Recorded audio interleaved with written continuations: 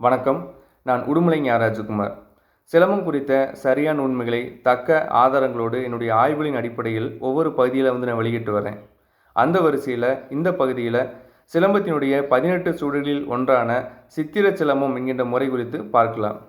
இன்று இந்த சித்திர சிலம்பம் என்கின்ற முறையினை, இந்த சித்திரம் என்கின்ற சொல்லினை ஓவியம் என்கின்ற சொல்லினோடு ஒப்புமைப்படுத்தி, இந்த சித்திர சிலம்பம் என்பது மக்களை மகிழ்விக்கும் பொருட்டு கண் கவரும் விதத்தில் செய்கின்ற ஒரு சிலம்ப முறையாக இருக்கலாம் அப்படின்றத பெரும்பான்மையானவர்கள் கருதிட்டு வராங்க. ஆனால் இது குறித்து கிட்டுகின்ற தொன்மையான சான்று என்பது இதற்கு முற்றிலும் மாறாக இருக்கு.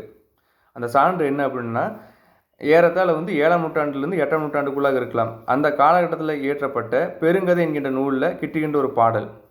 கருவிதாக்கினும் காலாற் சுற்றினும் தனியனாயினும் தானையோடாயினும் புகவும் போக்கும் பொச்சாப்பின்றி பகவல் சித்திரம் பலதரம் பயிற்றி.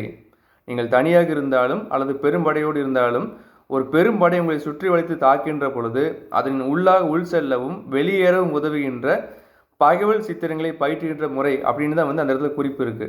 அந்த வகையில் அந்த இடத்துல சித்திரம் என்கின்ற சொல்லானது ஒரு வியூகம், அதாவது ஒரு படை வகுப்பை சுட்டுகின்ற சொல்லாகத்தான் கையாளப்பட்டிருக்கு. எவ்வாறாக படையினுள்ளாக உள் செல்லவும் வெளியேறணும் அப்படிங்கின்ற அந்த படை வியூக முறைகளை பயிற்றுவிக்கின்ற முறையாகத்தான் சுட்டப்பட்டிருக்கு. ஆதலால் இந்த சித்திர சிலம்பம் என்பது ஒரு அலங்கார விளையாட்டு என்று கூறி வருபவர்கள் மீண்டும் ஒரு முறை சிந்திப்பது நலமாக இருக்கும் என நான் கருதுகிறேன்.